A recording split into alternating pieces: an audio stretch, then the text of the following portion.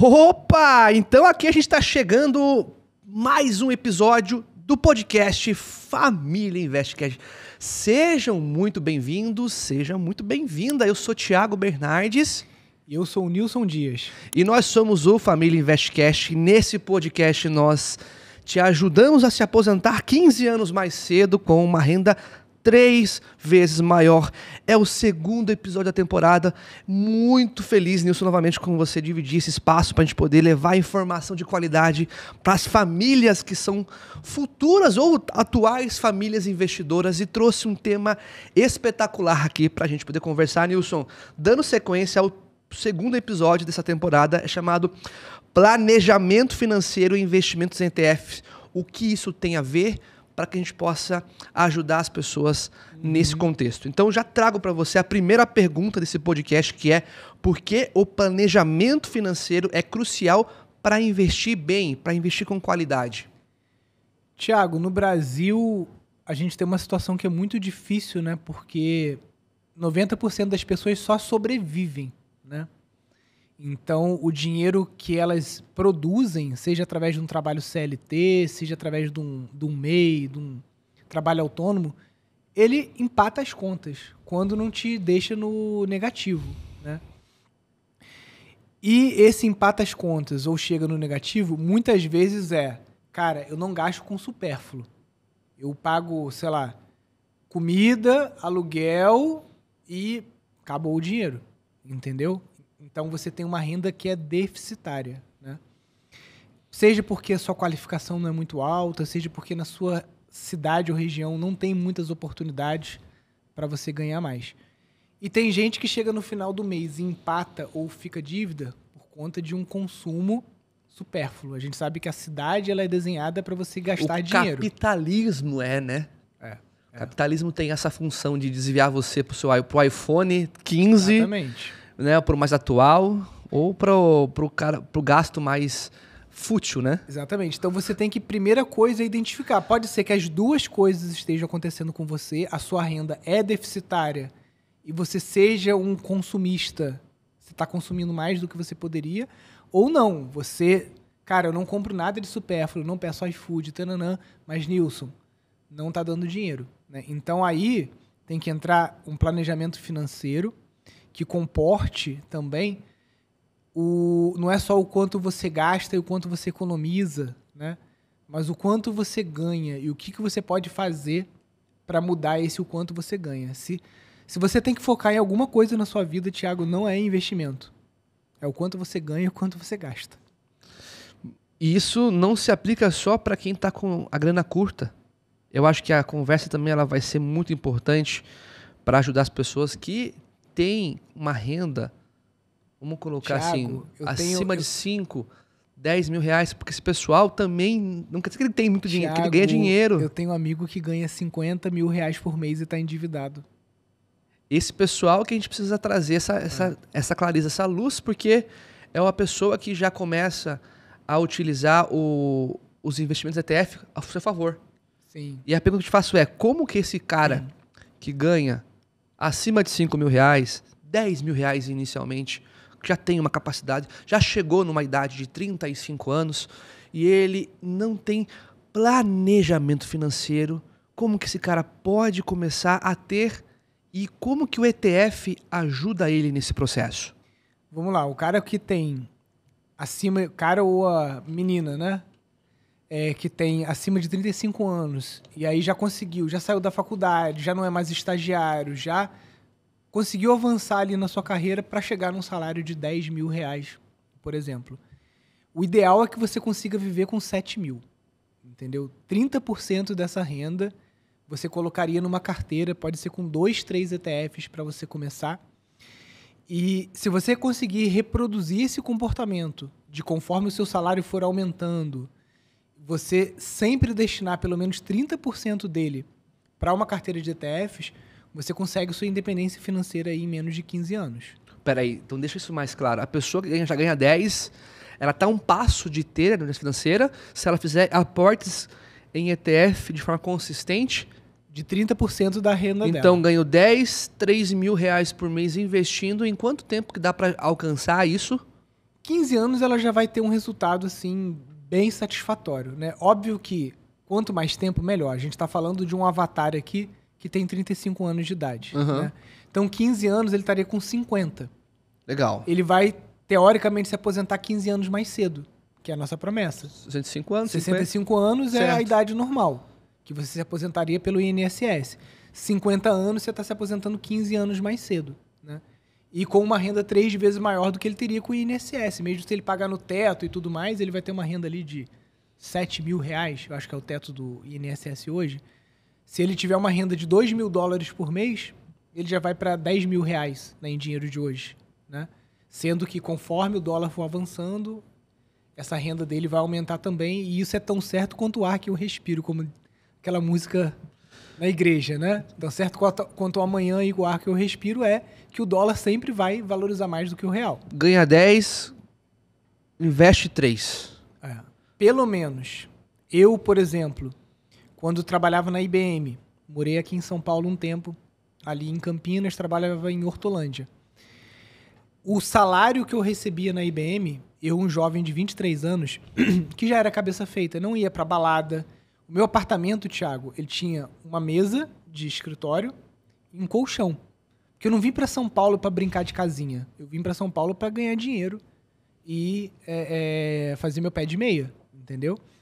Então, meu apartamento tinha um colchão, uma mesa. O pessoal que ia lá em casa falava, pô, Nilson, você é o sadhu indiano mesmo, né? Era uma casa muito engraçada. O yogi, né? O cara assim que... Eu falei, cara, lógico, eu tô aqui pra ganhar dinheiro. Cara, 23 anos. Sabe qual era o meu salário, trazendo pra valor presente? R$18.000. Dava pra investir 3, né? Até cara, mais que eu não isso. conseguia gastar nem a metade do meu salário. Entendeu? Então eu vivia, digamos, com R$9.000, né? Trazendo pra valores de hoje. Porque o meu salário na época era tipo 4.500. Só que isso a gente tá falando de 20 anos atrás, né? Então eu fiz a conta na HP12C, né? Seria mais ou menos equivalente aí a 14 ou 18 mil reais hoje. Uma coisa assim, não lembro de cabeça. Mas eu não conseguia gastar metade do meu salário. Eu pagava o aluguel. De 15 em 15 dias, eu pegava um avião de Viracopos pro Rio para ver a família, né? E comida, cara. Sendo que comida já tinha um bandejão da IBM. Então, tipo assim, café da manhã e almoço meio que na empresa. Certo. Jantar, naquela época, eu tava fazendo meio que aquela coisa do jejum intermitente de 12 horas, então raramente eu jantava. Tava praticando yoga, tava meditação, outra vibe assim, tava até legal. Então eu gastava muito pouco, entendeu? Aí que, nessa época, eu comecei a investir, só que errado igual todo mundo. Fundo imobiliário, ações brasileiras, né? Não é errado, é o que tinha na época, né? Tô falando aí de 2003, né? Faz muito tempo. E aí você começa a pensar assim, então, se você tem pelo menos 10, 5, acima de R$5.000, começa a ser 30% vantajoso você iniciar, e você não vai ganhar 5 para sempre, você não vai ganhar 10 para sempre, você vai ganhar cada vez mais se você estudar, se você focar no trabalho, que é onde a gente defende cada vez mais, né? E aí vamos imaginar que a pessoa que ganha esse valor não é porque ela ganha que ela é um investidor. Ela pode ser uma pessoa que está começando. Uma pessoa que entende que investimento é só aquele lá aluguelzinho que tem na casa, que compra um terreninho e tudo mais. Como um iniciante deve estruturar seu portfólio de investimentos tendo esse panorama? Né? Já resolvi minha vida, não estou lá no zero, tenho já meus 5, 10 mil de renda. Como que esse cara tem que começar o seu portfólio de investimento de forma segura? Tá. Primeiro ponto né? Eu diria que pelo menos... Não vou falar 10%, né? Porque hoje até o preço dos cursos é muito... A educação no Brasil hoje é uma coisa barata, né? Certo. Graças à privatização e tudo mais. E aos produtores independentes como a gente. Pelo menos 5% do que você ganha no ano, você tem que investir em você. Livros, congressos, eventos presenciais, cursos online. Porque é o seu trabalho e você que gera dinheiro. Então, se você é um técnico de ar-condicionado, meu irmão, você tem que ser o melhor técnico, você tem que saber marketing, ou tem que trazer gente para a tua empresa. Qualquer que seja o seu negócio, 5% você tem que investir no mínimo para melhorar a capacidade daquele negócio de gerar dinheiro. Com educação, com eventos e tudo mais, tá? A sua hora tem que ser mais cara, cada vez mais cara ao passar dos anos. Você, quando começa a tua vida, meu primeiro salário foi R$300, sei lá, entendeu? sempre mexi com informática, né? Então, já era um salário bom pra caramba, R$300, tá, Thiago? Eu tô falando de uma época que o salário mínimo era 120. Então, eu já comecei a trabalhar ganhando, tipo, 2 salários mínimos, né? Por ser um técnico em informática. Conforme você vai evoluindo, vai passando os anos, né? Eu já tô aqui com um monte de fio de barba branca. Cara, minha hora hoje é cara. Você sabe, se você quiser fazer um atendimento individual comigo, é R$5.000, entendeu? Já não é mais aquela hora barata lá de quando o Nilson tinha 20 anos, porque quando eu trabalhava para a IBM, né, eu vendia 40 horas semanais minhas, né? Isso vão dar 240 horas no mês, né? Por R$4.500, em dinheiro de hoje, R$14.000, né? 14, 15 mil reais. Então, minha hora era muito barata, né? Como que eu fui tornando a minha hora cara ao longo dos anos? Gerando muito valor para as pessoas. Para a IBM, para uma empresa que tem um monte de funcionário, 10, 20, 30, 40 mil, sei lá quantos funcionários que ela tem só aqui no Brasil, cara, para você gerar valor ali dentro, você tem que ser um puta executivo, não sei o que lá, para tu chegar num salário alto. Você pode conseguir. Tem amigos meus que seguiram carreira, estão muito bem lá, estão em outras empresas e tudo mais, né? Você tem que gerar valor. Eu hoje gero valor para as pessoas de forma independente, para as famílias, né? As famílias que procuram a gente, que querem investir, né? Lá pelo Instituto Pindorama, as famílias que querem ter um sítio rentável, que querem fazer um negócio com Airbnb, com as cabanas ecológicas. Então, hoje a minha hora é muito cara porque eu gero muito resultado. Porra, você participa dos outros projetos nossos também, você sabe que tem aluno nosso faturando R$2 milhões com sítio rentável, faturando R$1 milhão com sítio rentável. Olha o valor que eu gerei pro cara. Entendeu? Eu fiz o cara pegar um negócio do zero e transformar num negócio que gera 1 milhão, 2 milhões de renda pro cara anual. Entendeu? Tem que cobrar caro para fazer isso, porque eu sei fazer, eu sei reproduzir. Eu já fiz 1, 2, 3, 4 vezes em São Paulo, em Minas, no Nordeste. Eu sei reproduzir. Eu sou um bom consultor de sítio, que é uma coisa que eu faço também. Sou um bom consultor de negócios. Sou um bom consultor de investimentos, né? Consigo te ajudar a organizar uma carteira. A gente tem um curso, né, que é self-service. A pessoa compra o curso, assiste às aulas, ela monta a própria carteira dela. Então, minha hora se tornou cara. Por quê? Eu investi pra caramba, cara. Eu fiz MBA na Fundação Getúlio Vargas, que foi caro. Fiz vários cursos de mercado financeiro, entendeu? Acho que o primeiro curso de mercado financeiro que eu fiz foi em 2005, cara, com o Fernando Góes, lá em São Paulo, um curso de grafismo, análise gráfica. Fiz curso de análise fundamentalista. Então, eu investi muito para que minha hora fosse cara. Talvez fosse 5% da minha renda, não sei, em alguns momentos até mais. Talvez em alguns momentos eu comprei um curso, cara, que aquilo era todo o dinheiro que eu juntei no ano, entendeu? E eu investi num curso, né? Então, você vai saber o que você tem que fazer. Você é da área de saúde, é enfermeira, você pode se tornar uma técnica em radiologia, um técnico em radiologia, você pode pegar outra especialidade dentro da área de saúde para você triplicar o seu salário. Então, alocação de portfólio não é ação, fundo imobiliário, renda fixa e ETF. Tem que entrar o investimento em você, que é a eu presa, o CPF, ele é mais importante do que qualquer CNPJ. Né? Então, você investir na sua educação, na sua saúde, né? Não dá para consumir orgânico às vezes, mas comida boa, né? Uma academia, coisas para você investir em você, né? Eu também gosto de destinar uma parte para projetos sociais, tá? Isso entra dentro da minha alocação também. Tanto projetos sociais que eu desenvolvo pelo Pindorama, como também destinando para igrejas ou para projetos que você sabe que são fidedignos, que você sabe que são pessoas honestas ali por trás, inclusive agora com essa tragédia toda que a gente está vendo lá no Rio Grande do Sul, né? Tragédia que eu conheço de perto, porque não é querendo medir o que é pior ou melhor, mas em Nova Friburgo, que é a minha cidade, em toda a região ali, foram mais de 1.000 mortos, né? Tipo assim, quase que 10 vezes o que aconteceu em Porto Alegre, você imagina, aconteceu na minha cidade. Então, eu sei muito bem o que as famílias lá em Porto Alegre estão passando.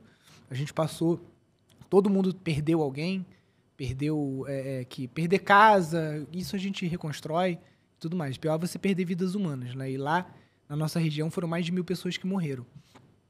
Conheço de perto. E a gente está destinando também doações para isso. Tem pessoas do nosso meio de investimentos, a Carol Weber, a Raquel, que estão fazendo na linha de frente ali, né? Comprando colchão tudo para ajudar. Então eu já separo automaticamente também um dinheiro para doação.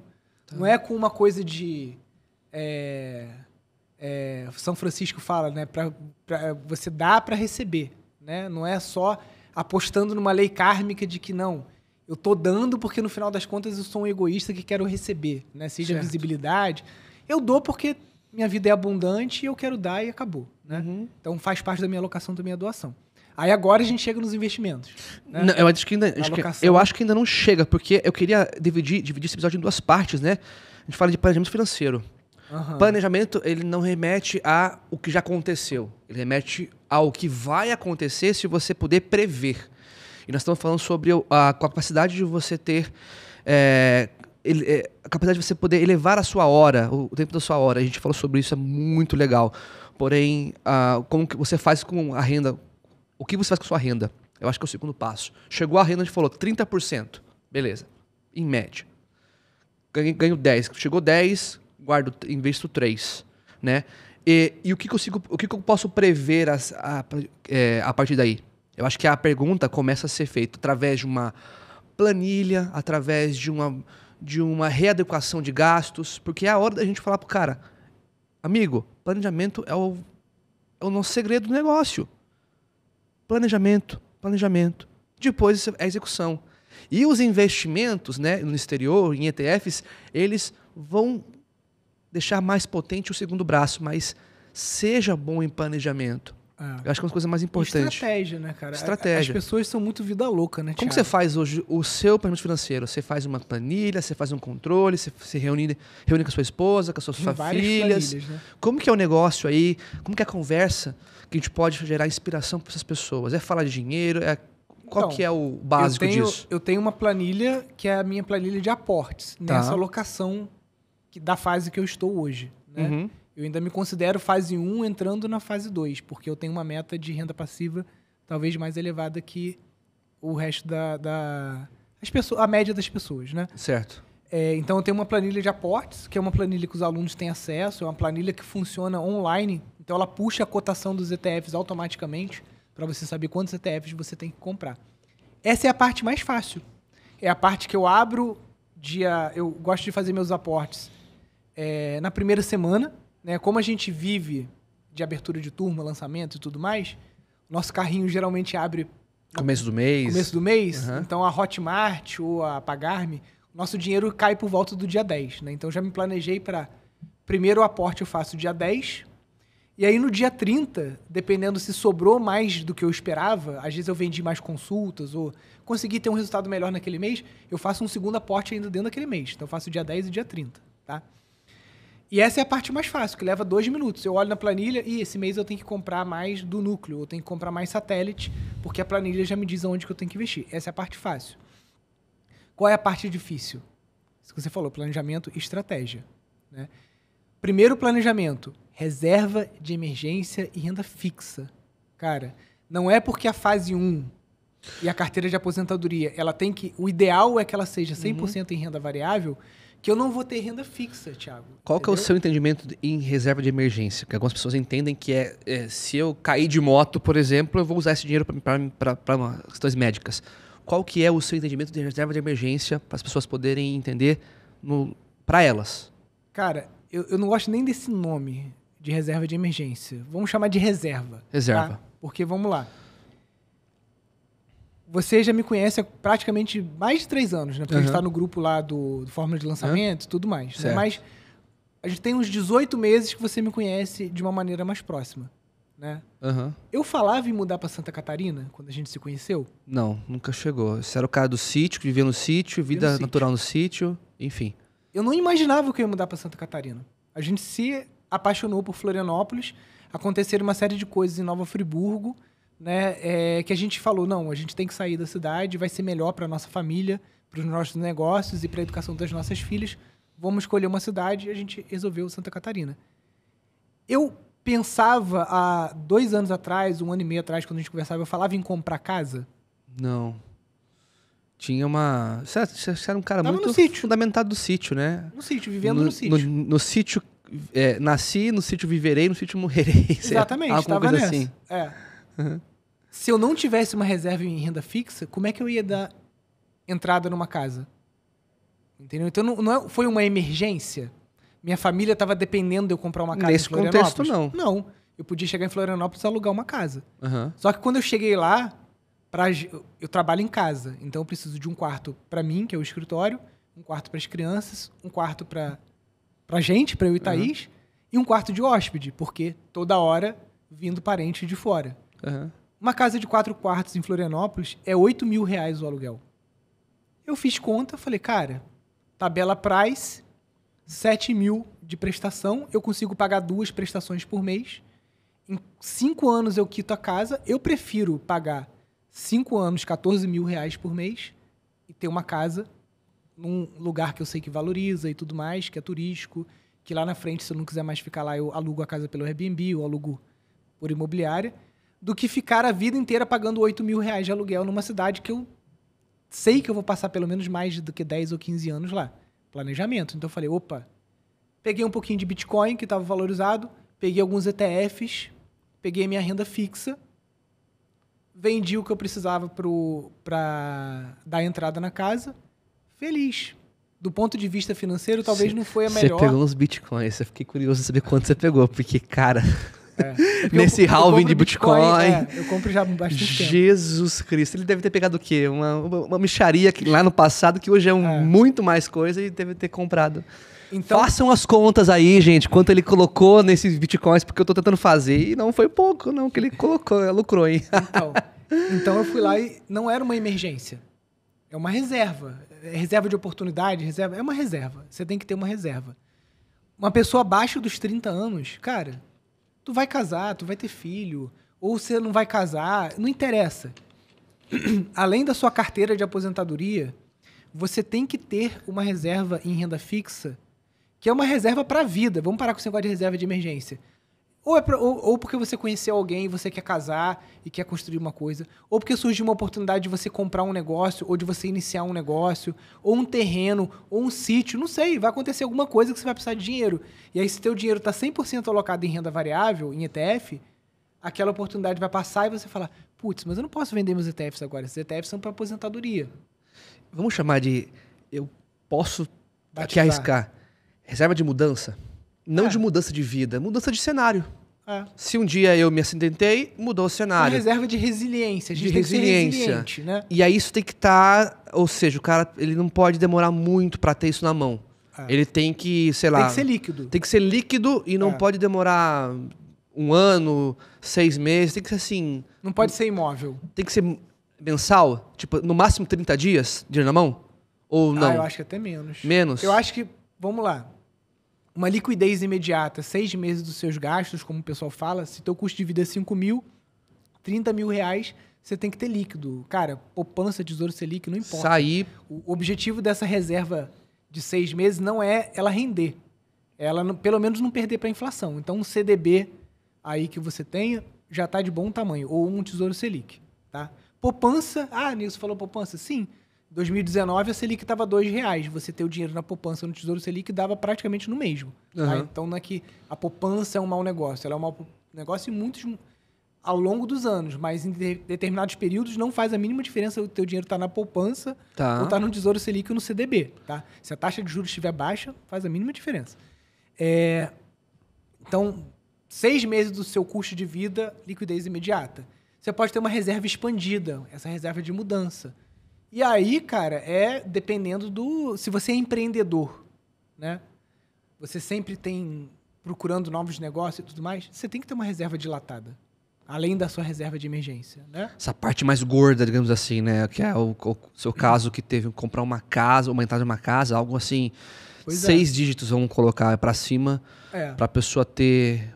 Ou, vamos lá, o seu caso foi mudança. Mas pode ser que a pessoa encontre um imóvel que vale muito, um preço muito barato. O cara comprou um sítio na pandemia, naquele hype do momento, tá todo mundo mudando para sítio, trabalho remoto, não sei o quê. Aí agora passou 4 anos, a empresa falou, não, Thiago, acabou essa palhaçada de você morar em sítio e trabalhar remoto. É empresa, é presencial ou você abre mão. E o teu trabalho é muito bom, paga muito bem. Você fala, Thiago, Nilson, eu tô vendendo meu sítio, cara. Eu comprei o sítio por 500 mil, Tô vendendo por 300 mil agora porque tô precisando voltar mesmo pra cidade, entendeu? Uhum. Cara, tá comprando um imóvel de 500 mil por 300 mil, uma oportunidade muito boa, entendeu? Você fala, ó, os 300 mil não tem, mas eu vou te dar 100 aqui na mão, que é o que eu tenho na minha reserva expandida, reserva de mudança, e os outros 200 mil eu vou te pagar em 10, sei lá, de 20 mil reais. Tá bom pra você? Tá bom. Tu fez um negócio bom, entendeu? Porque lá na frente, até se você quiser vender esse sítio ou esse imóvel, Que vai você pode valorizar, esperar, né? não tô com pressa, vou vender ele por 500 mil, né? Então, uma reserva de oportunidade, de mudança, reserva da vida, reserva de resiliência, né? Tem que ser além da reserva de emergência. O cara que é muito certinho, que é muito estável, sei lá, você trabalha na Justiça Federal, você trabalha pro governo, qualquer coisa. Tá pingando Se recorrentemente. tu passar mal, se você quebrar a perna, se você ficar 6 meses em casa, você não precisa ter reserva de emergência, porque você tem ali a tua vida estável, tem segurança e tudo mais. Você não precisa ter essa reserva, talvez, de emergência. Mas essa reserva dilatada, sim. Vai que você quer tirar uma licença sem vencimento para fazer alguma coisa, para tentar iniciar um negócio, que você não aguenta mais trabalhar em repartição pública, entendeu? Então, você tem que ter essa reserva. O que as pessoas erram é o seguinte. Elas colocam 100% do dinheiro delas numa carteira de aposentadoria, que é fundo imobiliário, ação de dividendo. Porque te empurraram, porque o seu gerente bancário falou que tem um dinheiro parado lá, você não quer investir no título de capitalização, quero bater uma meta. Olá, tudo bem? Ajuda aí. Tudo bom, Nilson? Como você está? Eu tô vendo aqui que pingou aqui 100 mil reais na sua conta, vamos avisar um investimento aqui no CDB. É liquidez diária? Ou vamos pôr aqui nesse título de capitalização que você vai ganhar. O cara faz pra você, ele entrega um descritivo para te incentivar a aprender o dinheiro. Exatamente. Quem nunca, né? Quem nunca? Quem nunca, né? Mas, tipo assim, pra esse cara que tem essa vida teoricamente muito estável, nada pode impedir ele de estar trabalhando na Justiça Federal, por exemplo, ou em qualquer coisa, e falar, cara, eu não aguento mais isso, eu quero, em 10 anos, eu quero abrir um negócio, quero fazer uma transição de carreira. Tá bom, então você tem aqui uma carteira de aposentadoria, porque se você vai sair da Justiça, você vai sair do seu cargo, talvez você não vai conseguir se aposentar por aquele local, ou da empresa, da multinacional que você está. Então, você vai ter que continuar tendo uma carteira de aposentadoria, que é longo prazo, mas você precisa de uma carteira de transição, que vai ser renda fixa. Né? Tu não sabe se tu vai sair daqui a 5 anos, 10 anos, não é renda variável. É essa reserva de mudança ou de resiliência. Então, aonde as pessoas erram é isso, é colocar tudo em renda variável, não entender que a vida é cheia de coisas loucas que a gente não pensa. Se você não se casou ainda, você quer se casar, planeja para isso. Se você não se mudou e quer se mudar, planeja para isso. Se você não se acidentou e não quer se acidentar, mesmo que você não queira, pode ser que a vida te dê algum contexto, se prepara para isso. É isso o planejamento, né? Cauda curta, cauda longa. Cara, e outro planejamento é o planejamento O planejamento para você fazer a sua hora valer cada vez mais. Porque isso também é um planejamento. Eu fui estudando isso ao longo da minha carreira. Eu comecei como técnico em informática, fiz um MBA, fui virando gerente de projeto, depois me tornei empresário. Então eu sei aonde eu quero chegar lá na frente. A gente estava conversando sobre isso ontem, você e Laiane, né? Eu sei para onde a família investidora vai, para onde o Pindorama vai. Isso também faz parte do meu planejamento, né? Você não pode abrir mão disso aí também, né? E aí a parte fácil é investir no ETF, que é abrir 5 minutos, você olha lá a planilha, vê o que você tem que comprar e fecha. A parte principal é essa, é você fazer tua hora valer cada vez mais, viver com 70% da sua renda, aportar todo mês. Thiago, conversando com um amigo meu muito próximo, ele é milionário e os amigos deles todos são milionários. Defina milionário, porque as pessoas... Aquele cara que em plena uma quarta-feira tá jogando golfe. Não é nem fazendo caminhada, faz esporte de rico. O cara, às vezes, comprou um imóvel de R$1 milhão, que não é difícil hoje em dia, porque os imóveis estão cada vez mais caros. Não é milionário, gente. É milionário ter na conta física... Milionário... Vamos falar com um cara que é rico. Rico somos nós, que temos família, que temos igreja, que temos filhos e temos valores, né? Mas... Vamos falar, o rico financeiro, né, é aquele cara que, se ele não trabalhar, ele continua mantendo o mesmo padrão de vida que ele tem. Então, eu tenho amigos que, se o cara não quiser trabalhar, ele vai continuar mantendo o mesmo padrão de vida que ele tem. Se ele quiser passar 40 dias, 2 meses viajando o mundo jogando golfe, tênis, ou qualquer, ele não precisa trabalhar, tá? Tenho amigos assim. E aí, tem um desses meus amigos que é muito entusiasta de ETFs. E ele começou a ensinar para os outros amigos milionários ETF e tal, não sei o quê. Cara, o cara tem dinheiro. Tipo assim, imagina um cara... Tô falando de pessoas que têm uma renda de 100 a 200 mil reais por mês. Líquido, tá? Que Pagou belezinha. imposto, tudo. 200 mil reais Amém. líquido, tá? Conheceu o ETF, falou, caraca, ETF é fantástico. Abriu a conta na Interactive Brokers, fez lá o primeiro mês, fez o segundo, para. O cara tem o dinheiro, o cara tem a conta aberta, o cara tem o conhecimento e ele para de fazer. Que a vida do cara é tão... Já tá num patamar tão massa assim que ele não vai... massa. E tipo assim, ou o cara é um empresário que tem muita demanda e ele não consegue parar 5 minutos para olhar a planilha, o que ele tem que fazer e comprar, ou o cara tá, cara, foda-se, 200 mil reais por mês eu já ganho muito mais do que eu posso gastar, se essa merda ficar em renda fixa não vai fazer diferença nenhuma para mim no curto prazo. No longo prazo faria uma diferença enorme, né? Uhum. Mas tem pessoas muito ricas que aprendem, começam e não têm aderência à estratégia. O cara não consegue pegar e ficar ali comprando todo mês. Fazer os 30% sobrar, para ele é fácil. Às vezes ele consegue fazer 100% 30% sobrar. de 100 mil é 30 mil reais, né? A gente tem aluno na família É investidora bastante, que investe 30 mil é reais bem por relevante. Quero movimentar só para um segundo braço, para a gente poder fechar com chave de ouro, porque a gente falou sobre planejamento financeiro, falou bastante sobre isso. E investindo em ETFs, ou melhor, investindo no ETF globalmente, a gente até batizou de forma carinhosa, investir no exterior, que tem eventos chegando, inclusive, aí, né, no dia 4, 5, 6 de junho. De junho temos o nosso evento Semana Investindo no Exterior. É um evento que a gente vai ajudar você a se aposentar 15 anos mais cedo com uma renda 3 vezes maior, passo a passo, prática, aula e gratuito e online. Para você que está ouvindo esse podcast, já vai na descrição desse vídeo, se inscreve para você poder aproveitar uma extensão desse nosso bate-papo, uma aula organizada, começo, meio e fim, para você poder também usufruir. Você consegue acelerar, né, o segundo passo, né, que é você ter investimentos cada vez mais rentáveis e seguros. Passando por esse braço, Nilson, eu queria falar um pouco sobre o papel do ETF nessa velocidade, né, da pessoa ter um bom planejamento financeiro e investir no exterior, né, no papel do ETF.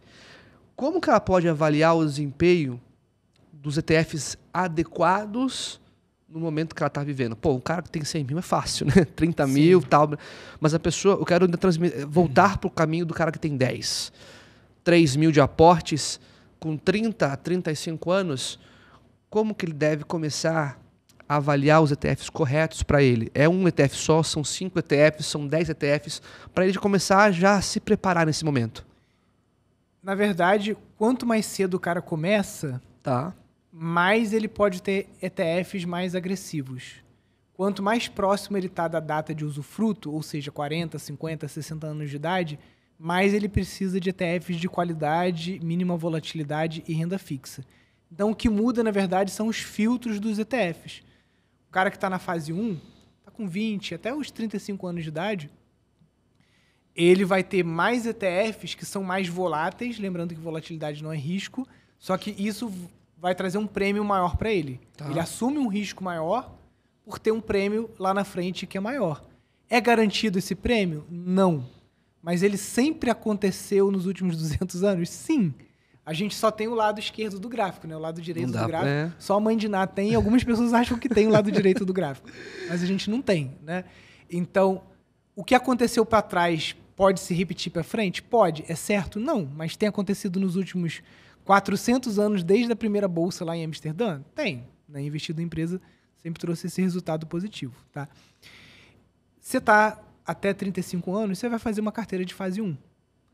Você está ali com 40, 45 anos, talvez você já esteja numa carteira poucos anos na fase 1 e já vai migrar para uma carteira de fase 2, que vai ter mais ETFs de qualidade, renda fixa e mínima volatilidade. Está numa carteira fase 3, aí com certeza você vai ter mais ETFs ali de qualidade, mínima volatilidade e renda fixa. Então, o que muda é os ETFs que você vai comprar e o que tem ali dentro. Tá? Mas você segue com ETFs durante toda a sua jornada. E aí eu quero fazer uma outra pergunta para a gente poder capacitar essas pessoas que estão nesse formato assim de acompanhamento desse podcast. Né? Então, a pessoa já entendeu como planejar, Já entendeu quais são os ETFs que têm essa característica para investir de acordo com a idade dela. E o cara precisa ficar pensando, né? Poxa, esse podcast me fez despertar alguma coisa, mas eu preciso de um pouco mais disso. Quais dicas você daria para investidores que querem melhorar a sua educação financeira? Porque nós estamos falando esse podcast sobre educação financeira. Sim. Né? Educação, saber falar sobre, saber usar isso no seu dia a dia, né? Não é só diquinhas, é conectar isso com metodologia. O que você diria para esse tipo? Qual que é o conceito para fechar esse episódio? Cara, a parte técnica é a mais fácil, por incrível que pareça, ainda mais com ETFs, tá? Então, se algum dia você se tornar nosso aluno, por exemplo, a parte técnica sua está resolvida com 4 ou 5 horas de aula. Você não precisa assistir 200 horas. E isso representa 10% do seu sucesso em investimentos. 10% é você saber os ETFs que você tem que comprar. 90% chama-se emoção e psicologia. Tá aqui dentro. Como tudo na vida, né? Não é só a questão do investimento, né? É emagrecimento, é saúde, é relacionamento, é a mente. E me fala um pouco mais sobre a questão da mente que ela te sabota durante esse processo, que são 10% para entender a parte técnica. Depois, o que acontece com a mente da pessoa? Os outros 90% são os vieses cognitivos. Influências externas? Internas também. Internas? Quais? São gatilhos... São uma espécie de... Acontecem coisas externas, que são gatilhos mentais, para desencadear na nossa mente uma sequência de pensamentos que faz a gente ter um comportamento que é danoso para o nosso investimento. Quais? Por exemplo, viés doméstico, tá? Investir no exterior, não, cara. Eu vou investir no Brasil, nas empresas que eu conheço e tudo mais. Que eu posso ir lá ver, lá pegar um ônibus e lá ver onde que é. Isso é um viés doméstico. Isso danifica o seu longo prazo. Viés da disponibilidade. Sai uma notícia. Bolsa Americana bate recorde histórico. Né? Isso acontece a cada 17 dias. Se você pegar todo o tempo de Bolsa Americana, a gente fosse fazer uma média, a cada 17 dias a Bolsa Americana bateu um topo histórico. Dólar bate alta dos últimos 3 meses, assim. Isso. Aí o viés da disponibilidade vai pegar aquela notícia, vai interpretar aquilo e vai fazer uma chamada para ação, né? Usando a nossa linguagem. O teu cérebro vai falar assim, opa, deixa eu pegar essa notícia, eu tenho que fazer alguma coisa, eu tenho que reagir a isso. Se a Bolsa Americana tá batendo topo histórico, significa que tá cara, então não vou comprar agora. Entendeu? Isso é um viés da disponibilidade. Guerra nos Estados Unidos, envolvendo em guerra com Rússia e tal, aí, cara, vai dar algum problema, não vou comprar. Viés da ancoragem. Você foi lá, fez o mais difícil. Abriu a conta na corretora, fez o Pix, comprou o dólar, comprou o ETF. Beleza. Passou um mês, você abriu o aplicativo da corretora, aí você toma um susto, fala assim, caramba, mês passado eu comprei o dólar, eu gastei R$480. Esse mês para eu comprar o dólar tá 520. Não vou comprar não. Você se ancorou num preço passado. Você acha que o preço justo do dólar é o 4,80 e a sua mente se nega a deixar você comprar o dólar a 5,20. Ou a mesma coisa com o ETF. Mês passado você comprou o ETF por 100 e hoje ele está 120. Não, tá caro, eu só vou comprar o VT de novo a hora que ele baixar para $100. Porque eu sei que uma hora o mercado americano vai se corrigir. O mercado americano ele representa 60% do VT. Então na hora que a bolsa, o S&P 500 caiu um pouquinho ali, aí sim eu vou comprar o VT. Aí passa 1 ano, 2 anos e nunca mais caiu e você se fudeu, ficou 2 anos sem investir no mercado. A pessoa, então, ela... Vamos dizer, se fosse aquele jogo de armadilha, né? Vai andando, tem que ficar dizendo as armadilhas. As 3 principais são essas, tá? Viés doméstico, viés da representatividade e o viés, esse último que eu falei, que é o viés da ancoragem. Esses são os piores que tem. Decorou esses vieses aí, porque pra mim é muito importante, porque é isso que vai... Ó, o que nós falamos e nós pregamos é só 10%, gente. É o que você faz com esses 10% que faz com que a sua vida tome rumos melhores ou piores.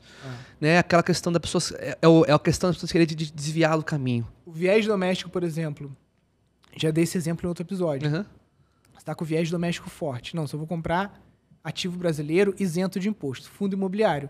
Vai passar 10 anos, tu chegou em 400 mil.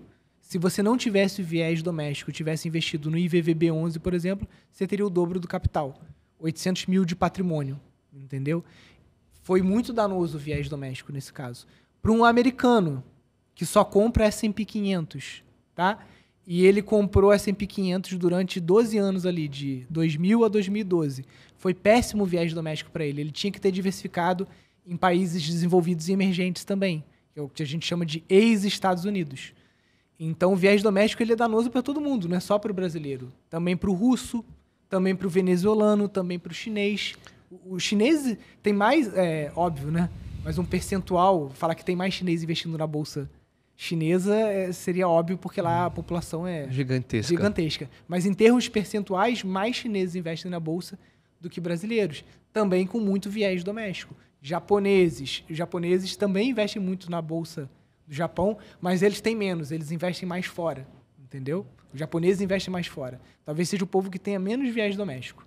Que legal. Olha, pra mim, a gente já cumpriu o objetivo desse podcast, porque as pessoas viram os dois lados. Eu gostei daqui, até anotei uma informação pra gente usar nos nossos eventos.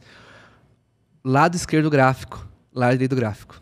Achei bacana, essa é uma pegada legal pra gente falar, porque se a gente quer que o nosso lado direito seja melhor, né? Isso aí. O lado esquerdo não tem como mudar já, né? Então vamos usar isso para os nossos outros conteúdos. Gente, esse foi o episódio que te dá a sustentação, que te dá o alicerce para você poder tomar boas decisões na sua vida, boas decisões nos seus investimentos. Espero que esse objetivo tenha sido cumprido.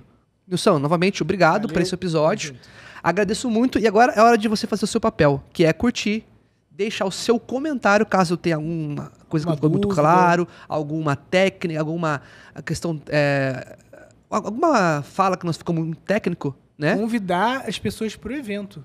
E principalmente, já se inscrever na descrição desse link nos dias 4, 5, 6 e 9, Semana Investindo no Exterior. Entrar no grupo do WhatsApp. Não sai de lá, não vai ter bom dia, não vai ter boa noite, só vai ser para enviar conteúdo e situações que vão aparecer na semana. Muito conteúdo, gente. E não se esqueça, compartilhar esse material com a sua família. Esse é o nosso pilar, é ser uma família investidora e ter mais famílias investidoras. Se inscreve no canal e até o próximo episódio. Valeu, pessoal. Até mais. Valeu, tchau, tchau.